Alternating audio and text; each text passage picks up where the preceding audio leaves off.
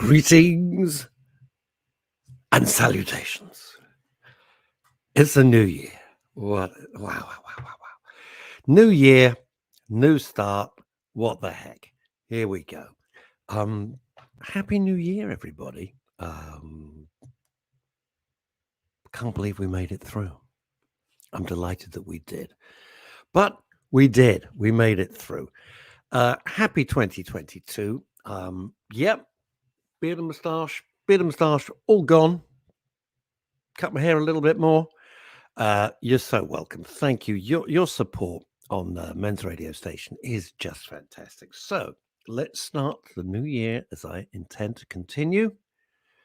Cheers, my dears. Second espresso in, so that's really good. Got a massive show for you today. Absolutely huge. It's all about New Year resolutions. It's about dieting. It's about looking after your kids. I got not one but two. I nearly did something wrong there, didn't I?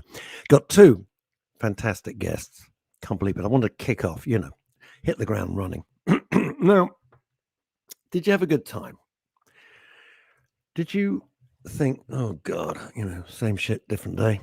Or did you think, no, I'm going to make loads of resolutions? I never make resolutions. There's no point in making resolutions. Resolutions are just hopeless. Now, if you're wondering where that little irritating rapscallion is, can't remember his name. Can't remember his name. He's too busy. Mr. Big Shot, Mr. Gunsamaka, he's too busy now. Let's dash straight across. First greetings of 2022. Straight out to Germany, to Colditz. Seriously, this is my old school friend. He lives in Colditz. Richard Vero, Happy New Year from Colditz. You couldn't make it up, could you? From Colditz, we dash to where it's twin to, Mill Hill. Happy New Year to Francine Warner. Welcome back, gorgeous man. Fran, please, for God's sake, get an optician's appointment. Please. Did Dave not get parole? Let's dash from Mill Hill and Colditz. I can't get over. Who the hell chooses to live in bloody Colditz? Only Richard Vero. From there, we go dashing up to Edinburgh in Scotland. We say Happy New Year to Veronica Curran. She probably talks nothing like that. And if we ever meet, she's going to punch me straight in the face. Hey, that's showbiz. From there, from Edinburgh, we dash across to East Croydon. I'd rather live in bloody Colditz than East Croydon, I'll be honest with you. Paul Claridge, good afternoon, everyone. Wishing you all a happy, healthy, and prosperous new year. I can assure you, Paul Claridge does not talk like that at all. And then we go to Diane Taylor, happy 2022, and to the lovely Glassy Amanda. I actually thought her name was Glassy Amanda. This is like the weirdest thing. Her name is actually Amanda Glass. Happy New Year to you, Diane Taylor. And then we dash across to New York State. I'm not making this up. Isn't this fantastic? This is just tremendous.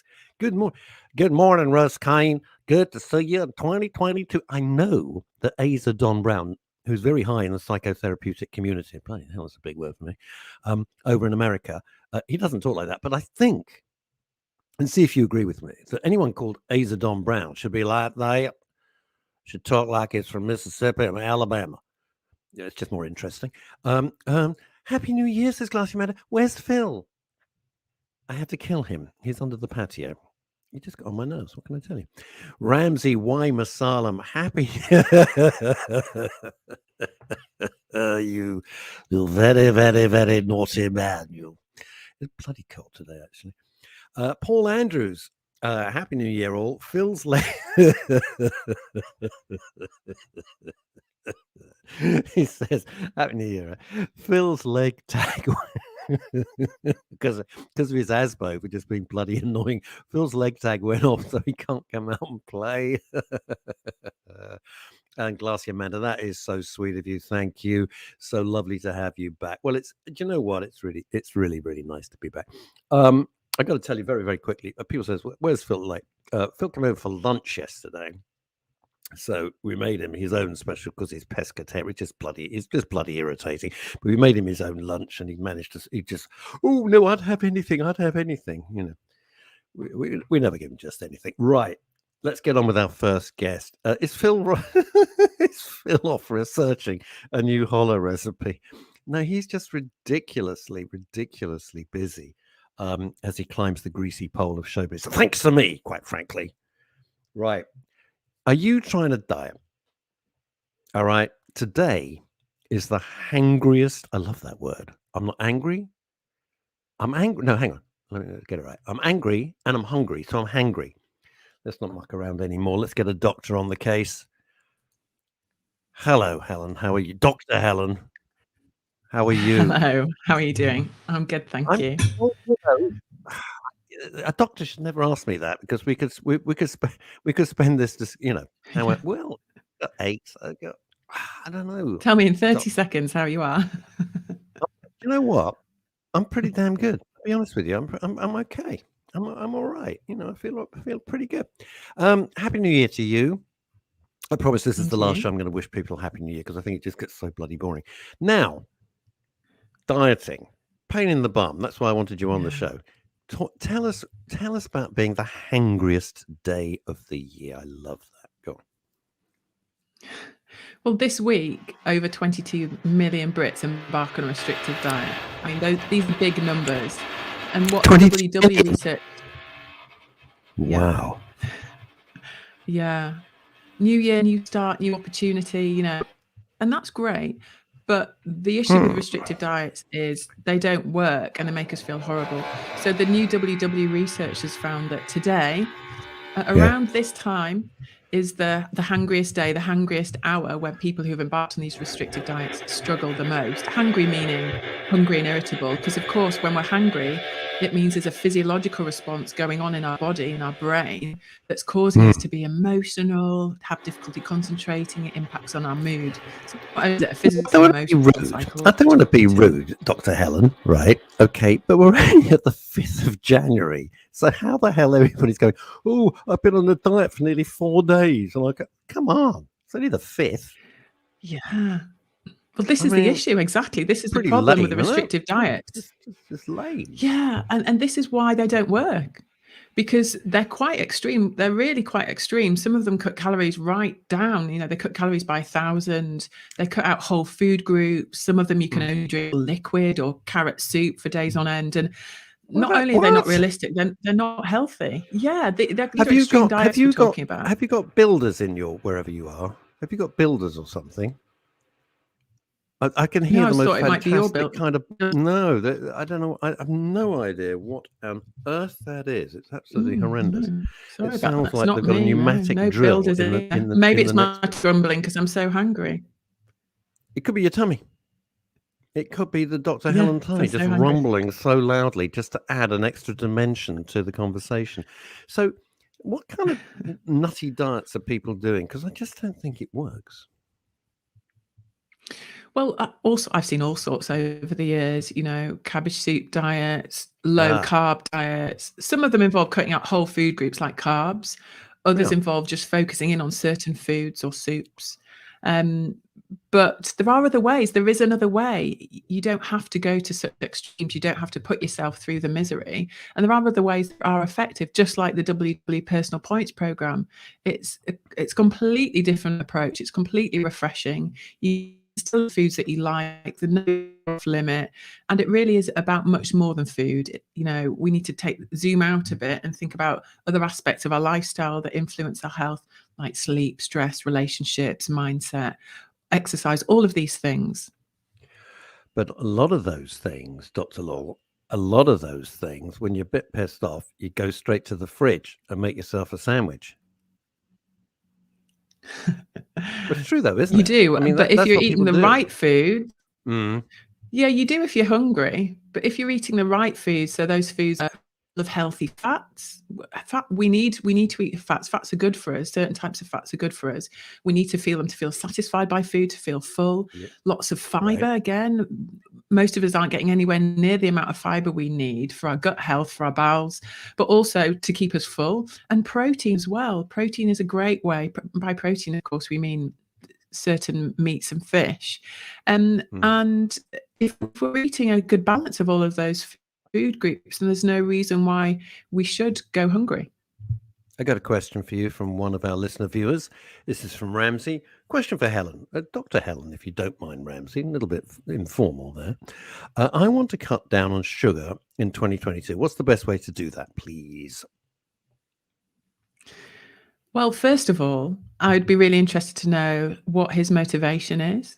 Why is this important to him? Why now? What is he hoping to achieve? What is he helping that cutting down on sugar will do for him?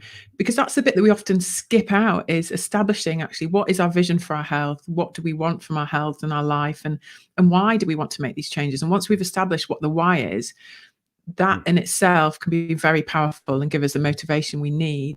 But what I would say is there's no need to completely still have the foods that you enjoy that contain sugar. Don't cut them out completely, but it's about what else can I add in on top of. This is why the personal points program is great, because it would very much guide you through. So it takes the thinking out of it for you and guides you through step by step. I like anything that takes the thinking out. You probably gathered that, and you've only known me 30 seconds. So go on, as you're here. I'll take the bait. What is the personal points program? Well, it's Weight Watchers' most recent program, and it's different to the rest in that you are allocated your own unique personal points budget, which is flexible. So normally with diet plans, you get an allocated amount of points or calories that you can use per day. With this, you have the opportunity to add on to your points by doing healthy habits, healthy behaviors, so drinking more water, moving a bit more, eating non-starchy vegetables. You can actually increase your points allocation, meaning that you've got more scope to enjoy the foods that you want. And also you get a 0 points food it's like list, an Experian credit thing for food. I'm thinking, you can improve your rating, which I miserably fail at. Not quite. The point is that I get the idea that. See, this the point is that you can eat a lot of this isn't helpful. food. This is what we're dealing with our crowd, Dr. Law. This is what we're. You see, look, you get this fool, Sen Munro, fool. I can't cut down on my main 5 a day kebabs. Yeah, I mean, this is what we're dealing with here. That's a fool. What is a decent diet? Walk us through what you think is a decent, because I know everyone's saying, well, okay, we get, tell us exactly, give us some clues. What we're going to pop into Tesco's, Lidl, Aldi, Sainsbury's. What should we get and make ourselves, help ourselves? What should we get? Well, of course, that's a trick question, because there is no one diet that is perfect and suits everyone. That is the point. It's about us all being unique, and different foods work for different people. And that is why it's important to avoid anything that tells you this is what you should eat and don't eat these foods, because it really is very individual. The way that we enjoy foods, the way we metabolize foods, the foods that are part of our culture and our background, they're different. So we need to move away from this concept of the perfect diet. Yes, it's important to have a balance of macro and micronutrients, so carbs, proteins, fats, and all the other nutrients as well. Yes, that balance is important. But is there one correct diet that's perfect for all of us? No, is the answer. Well, all right, then it wasn't intended to be a trick question. It was just a question. Tell us something that we shouldn't have. I mean, if we say we're eating, here, all right, I'll give you a helping hand here. Ramsey says, I ended up leading up to Christmas, we were indulging in mince pie. Oh God, mince pies, no. Chocolates, no. Cocktails, no. Martini doesn't count. Clearly, sugar is a useless food, so I want to improve my general health. So sugar has to go. Thanks, Dr. Helen. What I would say to him is, I would say focus on what you can have, rather than focusing on what you are telling yourself you can't have. Because what tends to happen, and what some of this WED has shown, is when people focus on food and what they can't have, they almost become obsessed by it, to the point that the thinking about it means that they tend to eat more of it anyway. Forbidden fruit. Yes, so it's still important to have sweetness in your diet. Wow. Sorry? Do you not think, though, in all seriousness, 2 things which I'd like to posit to you. One is that everyone goes, well, I don't, but people go, right, this is what I'm going to do for the new year. It doesn't matter. And then they get fed up because it's just not sustainable. And then they'd go on I got a friend who does a cabbage soup diet, so I avoid them for several days because there's not just okay, just not enough windows to open. But you can't keep that up forever. I mean, it'll have an effect, and then then people say, "Oh, and then the moment I go back to my normal food, boom, it balloons up again." Isn't that one of the problems? That is, and that's why what my advice to your listeners would be, just make very small changes each day, each week. Don't change anything very extremely or drastically, because you won't be able to keep it up, and you'll just undo all the goodness. So just pick one small thing each day or each week that you're going to change or add on or add in, and build it that way very, very slowly over a number of months and years. It can sometimes take to change You see, that's my and problem change the straight off. That's mindset. my problem You've straight got off. to be in it for the long game. You've got to be in it for the long game. It's so dull, though. I want instant Wow. results, and it Sorry, really gets frustrating. Don't all your patients and all the people that you see just go, it's just so frustrating. Then they get cheesed off. It is, and that's why working on mindset and these things is also important, because there are other things that you can do that are non-food focused. We know that meditation, mindfulness, working on mindset, being part of a supportive community are all really important when it comes to the behavioral science, because a lot of the barriers that we see and the things that prevent us from achieving our goals are rooted in behavioral science. So that's why these things are really, really important. And a lot of the evidence and research out there, it really is supportive of behavioral science, mindset, and being part of a community, making sure you've got the accountability and a non-food focused, actually. You got some big terms there. How do you mean part of a community? Before I ask that, let's dash across to New York, Manhattan. It's an international show. Elizabeth Green, hi Elizabeth. 7 a.m. here and 0 degrees. Now the point I'm reading this out, Dr. Helen, is this: when it's bloody cold outside, the last thing you fancy is a salad. Let's be honest about it. You want comfort food because you're a bit cheesed off. The nights are dark. You've got a whole year looming ahead, like some sort of Middle Earth trauma. And when it's freezing, like New York, 0 degrees, 7 in the morning, she's not going to want to have a nice healthy salad and a bowl of kale. She's going to tuck into shepherd's pie or something. Yeah, absolutely. No one's saying have a healthy salad or a kale. That's definitely not the advice I'm giving. Have a shepherd's pie.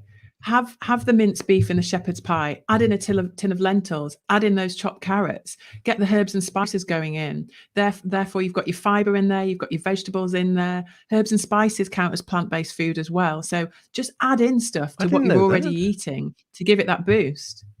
Hang on, whoa! I never knew that. So the herbs and spices, which I'm mad keen on, in all seriousness, love it. Do it all with all the cooking, loads of herbs and spices, and yes, my spice rack, I have 2, is in alphabetical order. Judge me if you will. Wow. So yeah, but I didn't realize that was plant-based food. I just thought they were herbs and spices. Yeah, absolutely. So one of the key things we can definitely all benefit from having more plant-based foods in our diet, and this doesn't mean becoming vegetarian, this doesn't mean becoming vegan, this means adding in, and herbs and spices count. They count as plant-based food. So yeah, trying to get that variety in, that's what we need. So, and also herbs and spices are a great way to make food interesting that otherwise might be bland, and to give us that sense of satisfaction and fulfillment. Totally agree. Let's go dash back to New York, see what you think about this. I lost 25 pounds. Elizabeth, you're 5 foot tall. How? Jeez. We'd never met, and then through this, she came over to London to visit relatives and stuff like that, so we finally met up, and she lives in Manhattan. I lost 25 pounds on keto, not the most healthy, but gratifying. COVID prefers clean eating. I don't know about that, but what about like a keto diet? Are they good or bad or indifferent? What are they like? So a keto is one of the extreme restricted diet mentioned. In some clinical situations, has been used, for example, in type 2 diabetes. But outside of that, it's not something that I would necessarily recommend. It can work for some people, but you just have to be really careful, because you're changing the metabolism of the body, and they can potentially make you feel really horrid. So, I mean, it sounds like it's worked for her, but it's not some recommend for the population in general.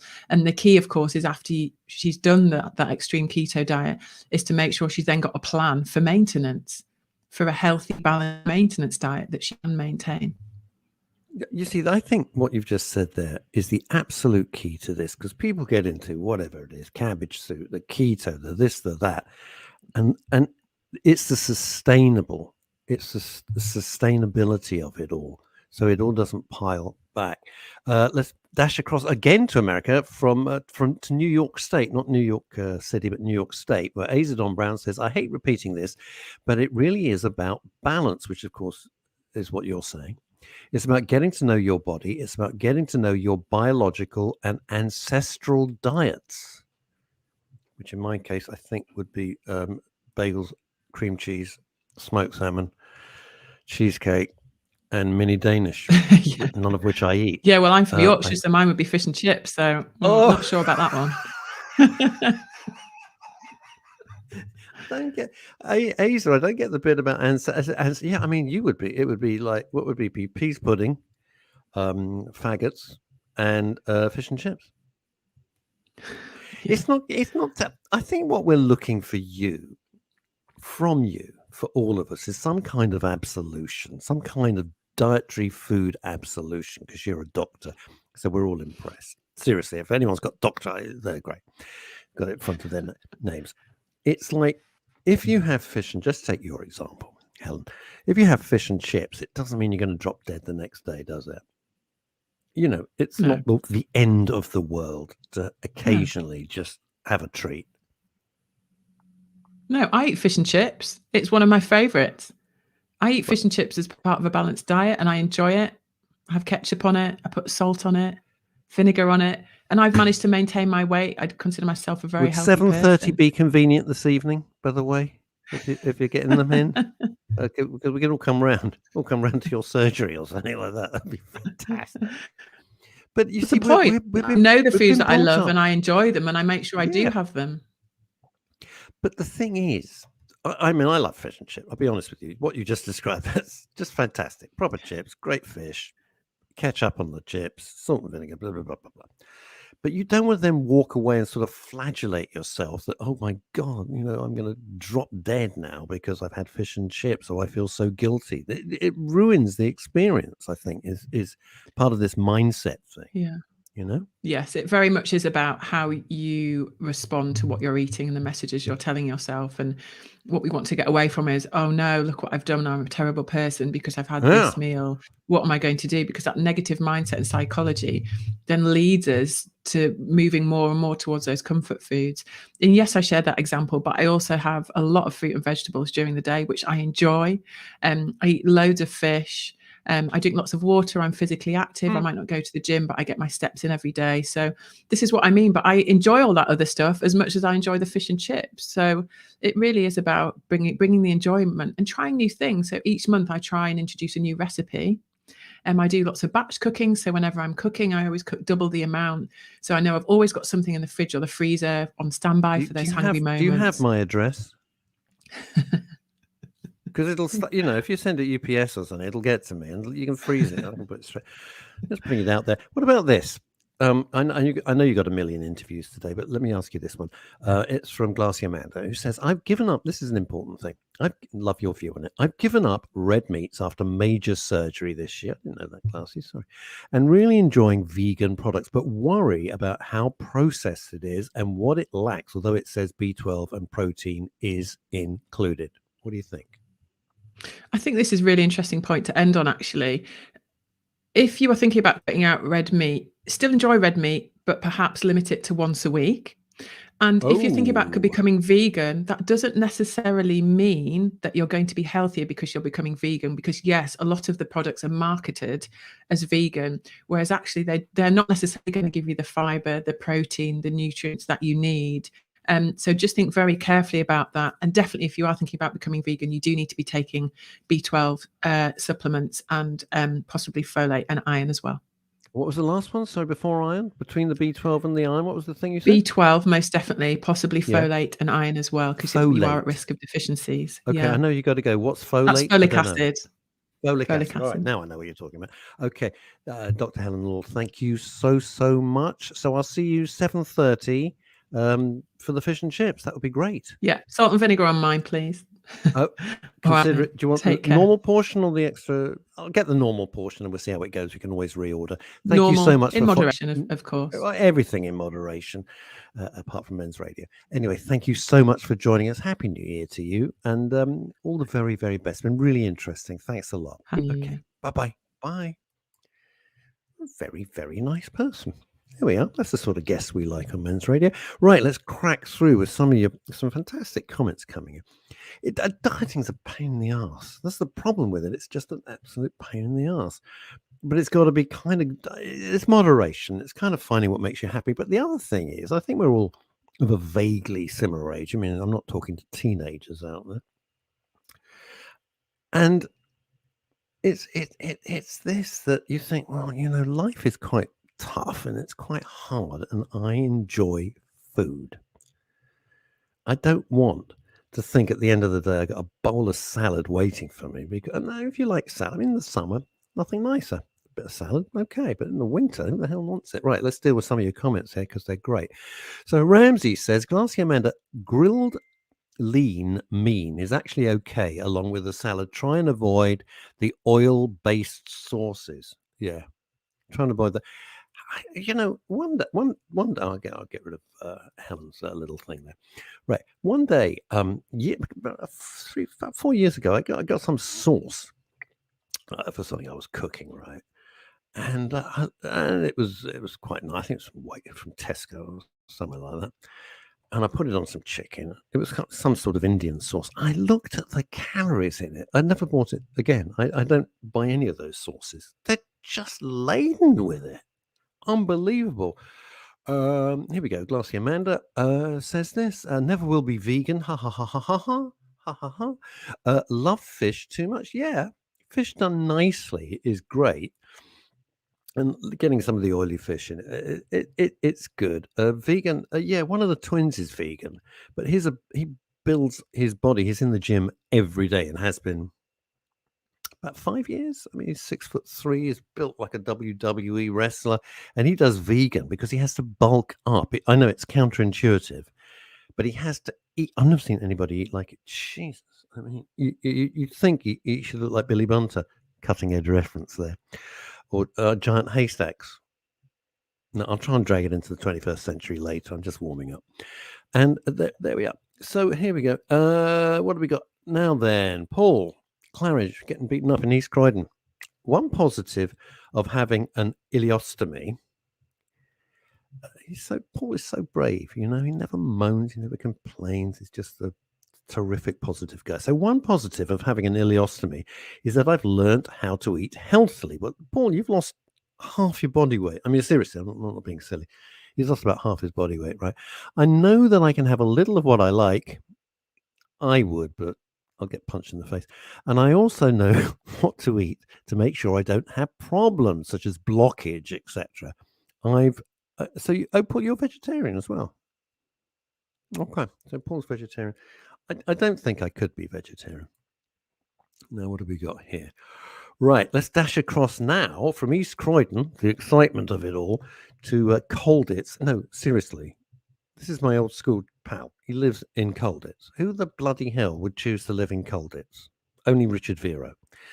Russ, I have diabetes type 2. Oh, God. Yeah, that's horrible. Horrible. Sorry about that, Richard. I just have a normal balanced diet. No special foods. Just avoid chocolate. Well, I try to. I don't have it in the house. And most importantly, I have a 1.5 hours walk in the morning and one in the afternoon. Totally with you on that. That seems the key for me. Yeah, which brings me on. Oh no, I've got to do Dave Sleet's comment. Let's go to Mr. Psychology himself, Dave Sleet. Understanding our own biological and metabolic condition. Have you swallowed the dictionary this morning or what, Dave? Sheesh. Get ahead. Mr. Fancy Pants. Understanding our own biological and metabolic condition means that we can build a health diet, a nutritional intake that is balanced against the body's own processes. God, sounds a bit complicated. I'll be honest with you. It sounds a bit like I just open the fridge and go, "Look, I got to have something because my tummy's rumbling, and I'll just have something and just get on with the day." I mean, that's kind of what I do. But I like cooking. I love cooking.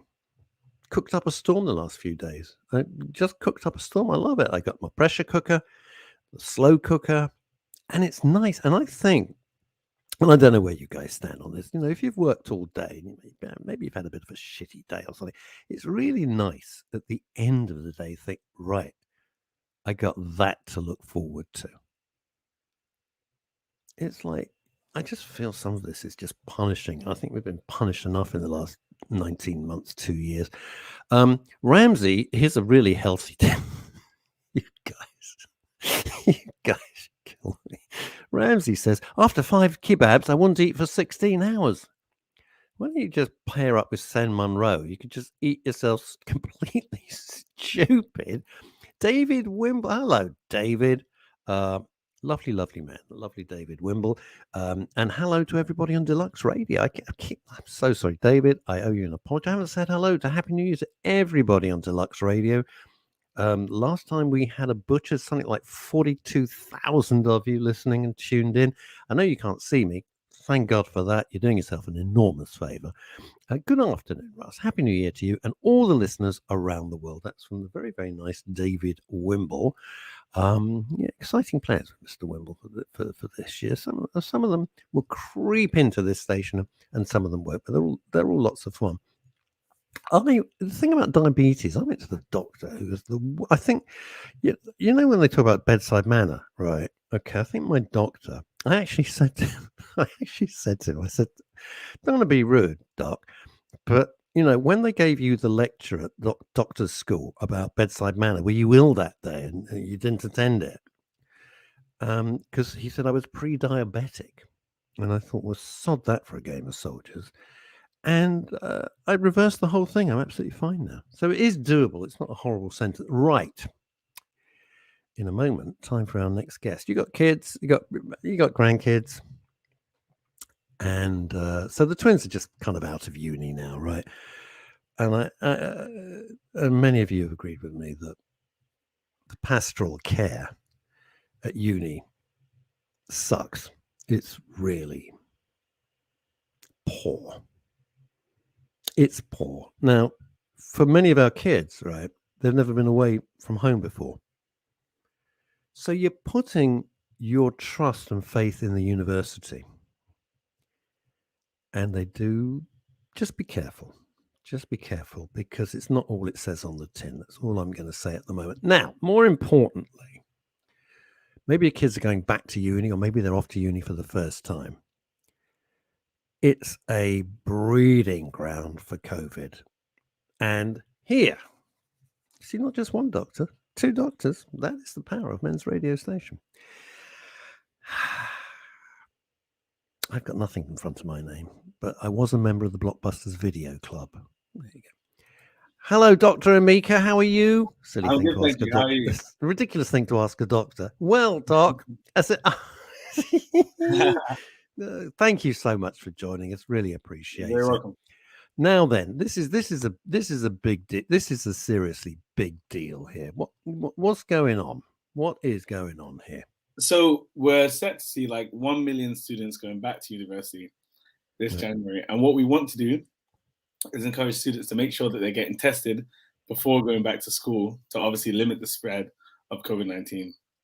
1 in 3 students now are still asymptomatic when testing positive for COVID-19. So it's really important that they're testing regularly. When you say asymptomatic, for an idiot like me, does that mean it doesn't show up? It means that they don't have the regular symptoms that you would have and expect, such as runny nose, sore throat, cough, fever, body ache, temperature, or feeling unwell. Yeah. I wish you were my doctor, by the way, because you got a great straight away. I could say I could trust you, and I'd go, no, he's going to tell me that. I wish I was that. I got a guy. I gotta tell you, this guy just loves pissing me off. So he said, oh, I was feeling terrible. This was well before COVID, right? I said, I'm feeling terrible. He says, well, good news. You don't have pneumonia. I went, oh, thanks, Doc. He said, no, you've got double pneumonia. I mean, I swear to God, that's how he gave me the news. Got double. I said, no wonder I feel a bit shit. Right. Now, here's the thing. How do we persuade? Kids think they know everything. Let's be honest, right? They think you can't tell them anything because we're all idiots and they're all geniuses. And you tell them to be careful, and they won't. And they've got a life to live. But how do we persuade them? Look, please don't spread COVID. Take care. We just need to keep hammering home the information, isn't it? That's the best we can do. Kids are going to be kids, and students are going to be students, and they'll always think sometimes they know better. But we just need to explain to them the broader picture of how it doesn't affect just them, but it's affecting a lot of people. A lot of people who are vulnerable. A lot of people can't have the vaccine. We need to let these kids know that, listen, there's a bigger issue than just you. It's not about you. The fact that Omicron is just going to give you very mild symptoms, or the fact that you've been double vaccinated. It's not just about you. We're talking about the wider environment here, and that's what we're doing to prevent lockdown. So it's just hammering home that information, really. How's the last 19? Look, there you are. You're in the front line, etc. How's it been for you? Busy. It's been busy, but like this time every year, it's always busy. Yeah, because I kind of expected it at this point. Like winter pressures, they're not going to stop. They're not going to go anywhere. All we can do is try and limit them. All we can do is try and use the information we can to get through to the public and limit the measures by making sure people are testing regularly, making sure people have gotten both vaccines and their boosters, please, and making sure people are trying to limit the spread by, if they're in a high-risk environment, wearing a mask, social distancing, and washing their hands where appropriate. That's the best we can do right now. And then I just go to work and do my job. Obviously, we have a situation with Omicron, the variant being so contagious that a lot of our NHS workers are having to go home and isolate, either asymptomatic or unwell. However, all we can do is what we can do right now. So we're just pleading with the public to kind of adhere to the rules and kind of listen to what we're saying and try and give us a hand. While you're here, all right, while you're here, this is something which just drives me nuts. The politicization of wearing a mask and the vac. What would you say? You're a doctor, I'm a broadcaster. To people who say, I'm not having the vaccine. Oh, you know, I don't know what's in it. There's robots, and I'm going to be picking up Radio 4 or something. What do you say to these people? I say be careful where you get your information, and be careful what you look at on the internet and on WhatsApp groups or on Facebook groups, and try and educate yourself. Just educate yourself. Do your own research in trust reliable peer-reviewed sources such as actual bloody doctors and scientists. Yes, apart from not Doreen the hairdresser up the road who once watched an episode of Doctors. I mean, come on. The thing is, you're not going to go to your local butcher to fix your teeth, because that's not. Maybe they do. Maybe that's how stupid they are. So why would you go to random sites for medical information rather than medics? It doesn't really make sense to me. But yeah, but you know what? We're in the midst of an infodemic where people will literally just believe whatever they see online. So just be careful where you're getting your information. Make sure it's a trusted source. I think making decisions. The best argument for this is like people say, I don't believe in science. I say, do you get on an aeroplane? How do you think an aeroplane flies? Well, it's science, right? It's science. It's not. Most people are alive today. It's not magic. I know what you mean. But it's like the logic for this is, let's stick with the aeroplane for a minute. If you got on and they say, well, someone's got to fly the plane. Well, should we get the hairdresser from Stockton-on-Tees, or should we get someone who's actually a bloody pilot who knows what they're doing? I can't follow this madness. That's a good analogy. It's true. Like, but it is. You wouldn't have a vote and say, "Oh, you look nice. You're on social media, and oh, you got nice hair, right? You fly the plane." Well, I've never flown a plane before. When you think of just how important it is to get a vaccine, it's a very important decision, and people not getting it because of theories they've seen on the internet is really, really dangerous, because people are literally dying because of it.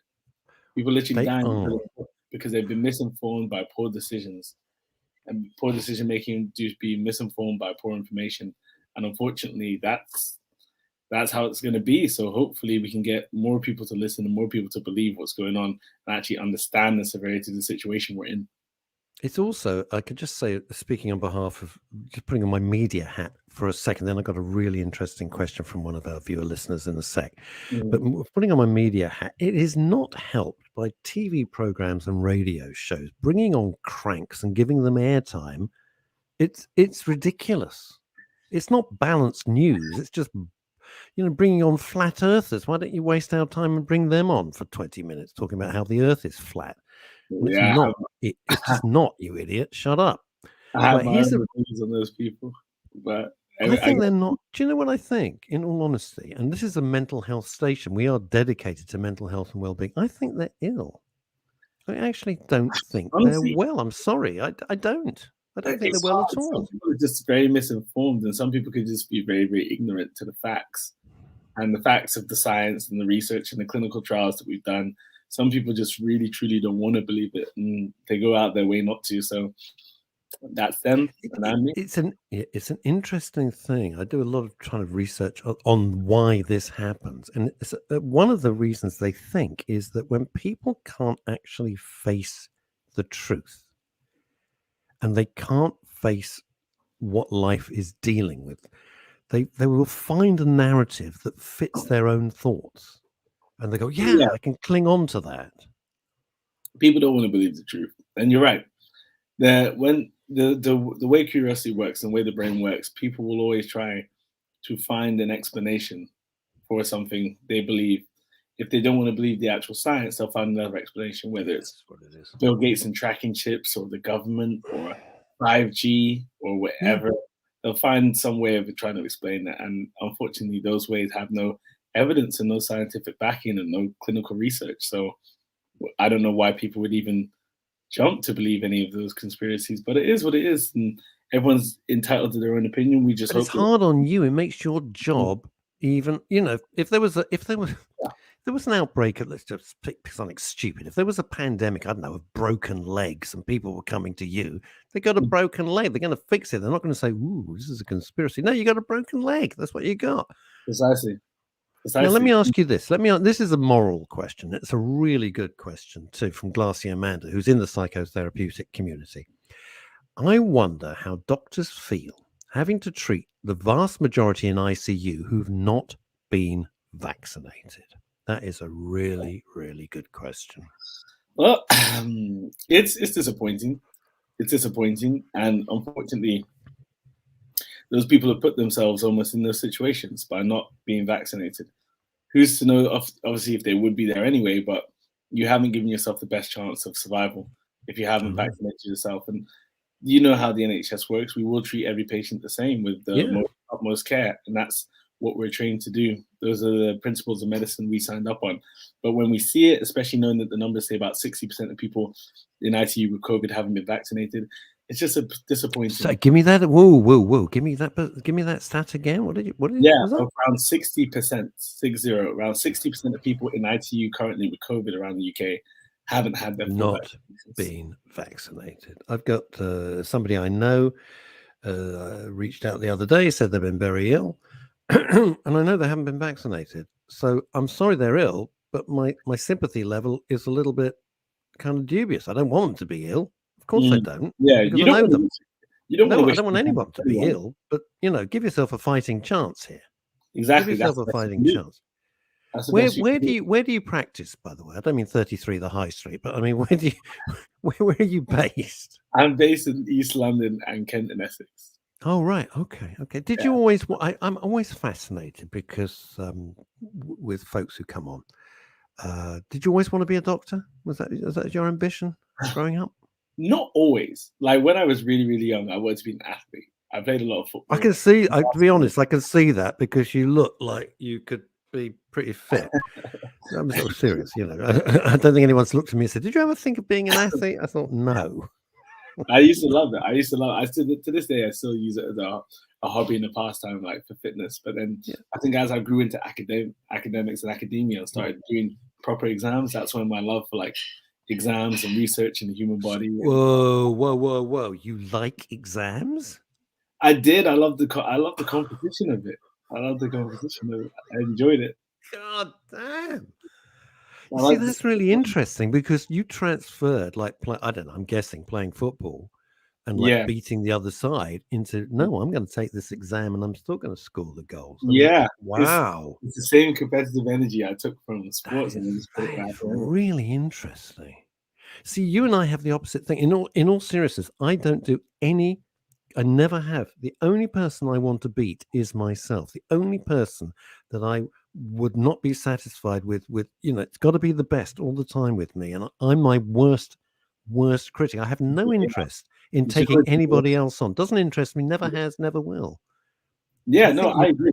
You should always be your worst critic and your biggest fan at the same time. Oh, I wish I was my biggest. I'm certainly not that. Here's something nice for you. We are so damn. This is Glassy again. We are so damn lucky with our wonderful NHS. It is the envy of the world. Let's be honest about it. Thank you so much to you. This is to you, Doc, and to all your colleagues for all you do. It You know what? drives. No, you're doing an amazing job, and I'm not just saying it because you're here. You do an incredible job. I'm really starting to like Glassy, you know. Oh, she's yeah. And I'll tell you something else. I knew this within the first 5 seconds of this chat. How lucky are Dr. Amica's patients? Bloody right. Absolutely. Now let's dash across to Spain. Look at this. This is from Chrissy Richards in Spain. And this sums things up. I was listening to somebody at the market. He was saying that, what is it saying? Don't live up North UK where it takes 4 hours to get an. No, you can't say that. It doesn't take 4 hours to get an ambulance just because you're in the north of England. This is the kind of nonsense you hear, isn't it? I think that's a bit of an exaggeration. We have seen that some hospitals in the north of recent have been in critical measures where they're potentially advising patients with heart attack and stroke symptoms to get a lift into hospital rather than waiting for an ambulance just because of the lack of them.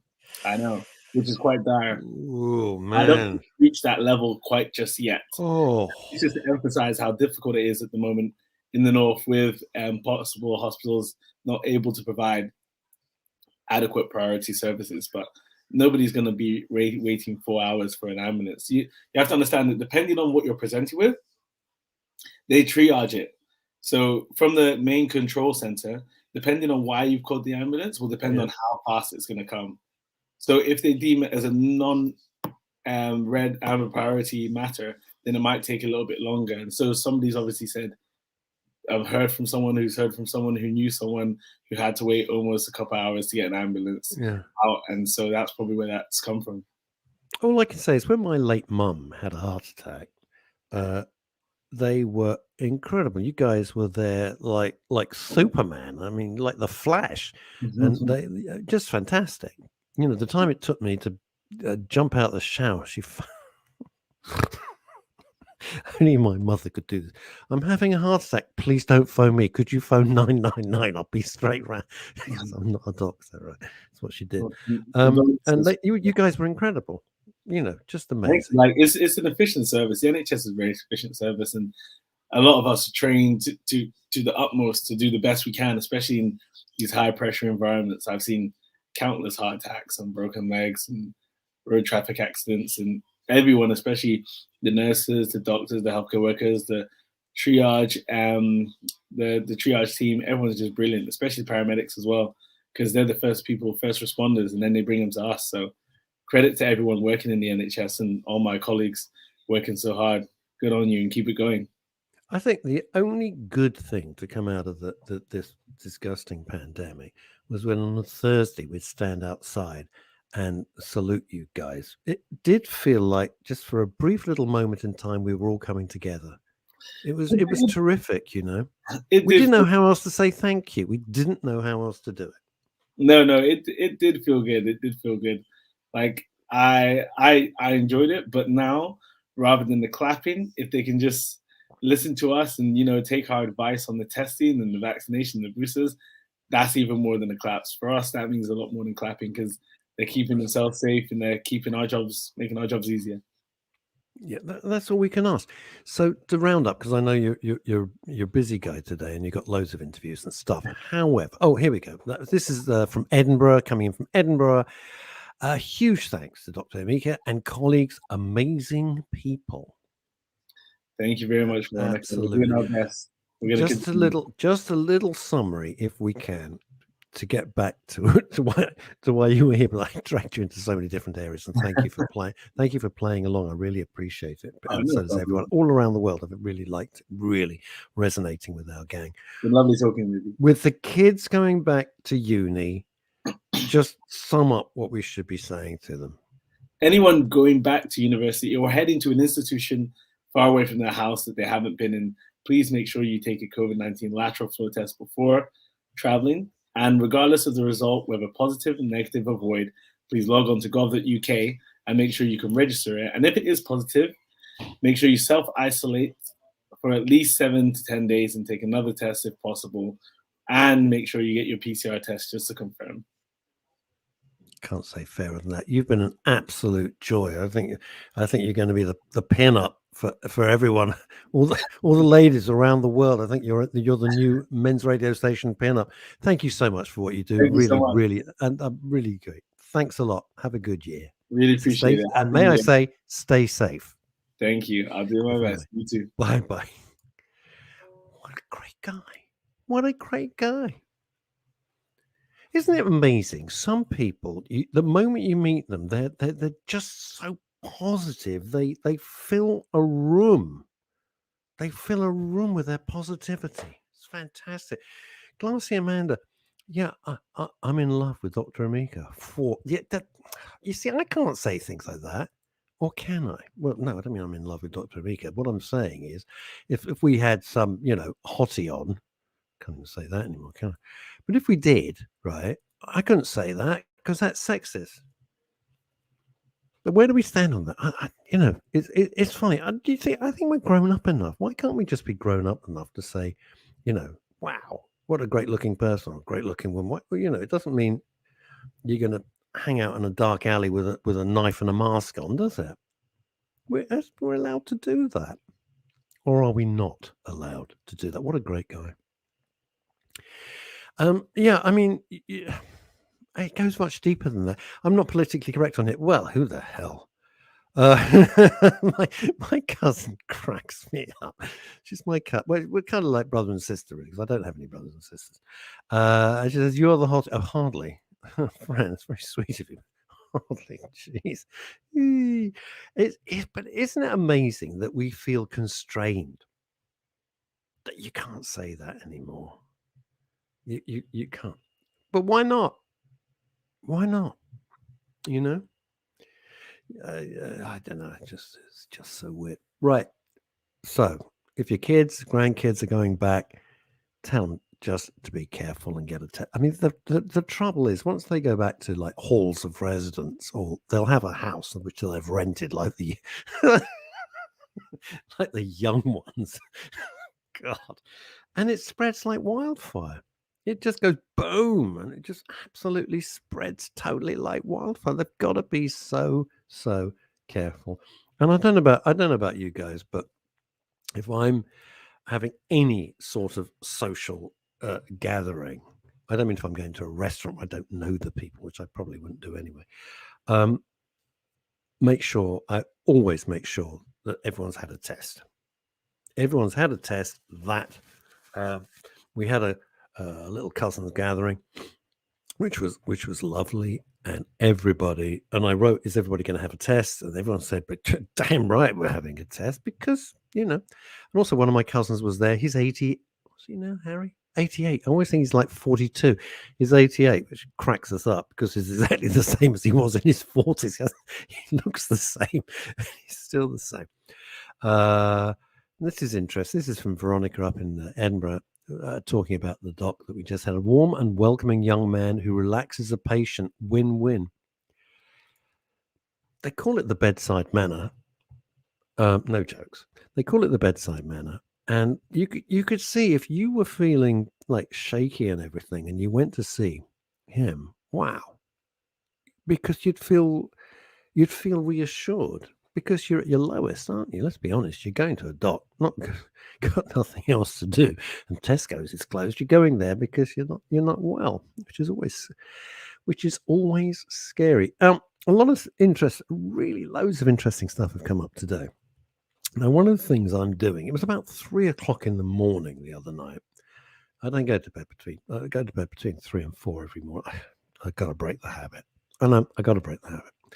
And a thing came up, do a marathon over the, look, I'm not mad. All right, I'm not mad. Do a marathon over the course of January. In other words, do the 26 point, whatever the hell it is, I don't know, 26.2 miles, whatever it is. Do it however you like it, but do it and raise money for prostate cancer. And in a moment, I never do these things. And I signed up. And I thought, good, I'm going to cover over January the marathon distance and then some. And people can sponsor me for £1 or whatever, 20, 30, whatever it might be. Anyway, to my amazement, I mean, we're only on January the 5th today, and raised over £500, heading toward, raised over £500 so far. Why prostate cancer as opposed to anything else? Well, it took my dad, and I saw what it did to Pop, and man, it weren't good. So I thought, well, I walk the dog anyway. And if people are going to be kind enough to donate, £1 doesn't bother me. I don't care. I'm not looking for hundreds. Don't make yourself short. Life's tough, and it gives me an impetus to do that. And I've downloaded a special app which logs onto my. It's all linked to the Just Giving page, and I thought, yeah, that's it. Because people have been commenting. I go for walks like Richard Vero out in cold. Colditz. I could live anywhere in the world. Where shall I go? I know, Colditz. What the hell? Now here we got Facebook user. I don't know who this is, but anyway, hi there. If you can actually get to see a doctor. I had a little old lady who had fallen and then waited. Oh, Jesus Christ, what's this? And then waited 48 hours outside A&E on the back of my ambulance. And then it says NHS equals broken. Well, no, I've got to take issue with you there. It's not broken. It's stretched, and they're doing their damn best. And I think if we got rid of a lot of the middlemen running around with clipboards and doing sod all, and just put the money that they're getting towards the actual people on the front line, the doctors and the nurses, then this was, all right, what are we saying? Facebook user says, I know, Telford Hospital. Well, that sucks. I got to be honest with you, that absolutely stinks. So it's a little old lady. It's the worst case scenario, isn't it? Fallen there, waited 48 hours. How can you wait 48 hours? Facebook users, seriously. Oh, here we go. It's broken. Years of underinvestment. Well, it's a far more complicated issue than that. I will say this. And this is governments of any complexion. I'm not doing a political thing. I try and keep the politics out of it. We're here for mental health and well-being, and politics doesn't help. So, I was called in as a consultant for the Department of Health. I worked there for a year for communications. It was under the Labour government, by the way. Before everyone says, "Oh, the Tories," it was under Tony Blair and his gang, and Sir Tony Blair. And I had to do loads and loads of research. So, and I've said this before, but I will reiterate it because it's important. The NHS brought in by Aaron Bevan in 1948, 48, as a thank you to all the generation who'd gone through World War II, which was horrific, and basically as a thank you to everybody to bring in a national health service so there would be no cost involved. A magnificent idea. I mean, an incredible idea, a groundbreaking idea, a huge idea. But in my research, and I went through all the papers and the archives, and it was heavy stuff. It's not like it's the other me, that's the serious me, right? And yes, there is one. And they started this thing by 1951. They realized they'd made a terrible mistake and they couldn't afford it. It was absolutely unaffordable. It's like buying a house thinking you can pay the mortgages, and then things go a bit crap and you can't pay the mortgage. You're stuck with the house, right? But by then, it was hardwired into the UK's DNA. I wonder how many more initials I can get into that sentence. And they couldn't turn around and say, yeah, well, we gave it a go. We kept it going for 3 years. I'm sorry. I'm sorry, but they've never been able to afford it. Too late. We're committed to it. Now, here's the thing. We could talk about this for hours in a proper way, not a shouty way. And Facebook user, I wish I knew who it was. NHS is not a business, but run as such by politicians. No, it's not a business. I got to go. I didn't realize that was the time. Blimey. Why don't we talk about this on Friday? We've run out of time. I was having. Thank you. You've been better than ever. Honestly, if you guys are going to be like this in 2022, MRS is going to be even more a sensation. Thank you so much. You're amazing. What a community. What a community we've all got together here. It's beautiful to have you on board. We'll be back Friday. The little fella might be with us or not. I don't care. Right. You guys take care. I'll see you Friday, 12 noon. Have a great rest of the week. Bye now. Stay safe.